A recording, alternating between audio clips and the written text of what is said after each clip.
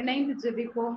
ஆண்டவரே இயேசுவே, விண்ணையும் மண்ணையும் உண்டாக்கிய இறைவனே, உம்மை ஆராதிக்கின்றேன்.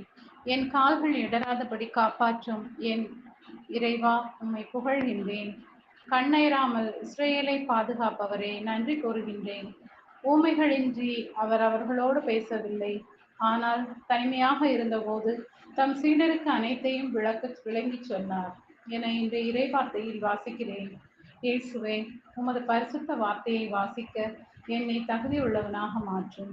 உமது விண்ணரசின் அதிசயங்கள் நான் விளக்கிக் கொள்ள மெஞ்ஞானம் தாரும். எல்லா தீமை நின்றும் பாதுகாரும். பாவத்தின் தூண்டுதல்களை என் கண் பாராதபடி அவற்றிலிருந்து மறைத்தருளும். என் ஆன்மாவை உமக்காய் பாதுகாரும். ஆண்டவரிலேயே மகிழ்ச்சி கொள். உன் உள்ளத்து விருப்பங்களை அவர் நிறைவேற்றுவார் என்றவரே, உம்மை இறுதி வரை நம்பியிருக்கவும் நீரே என் நிழலாக நிஜமாக மாறவும் கிருபை தாரும்.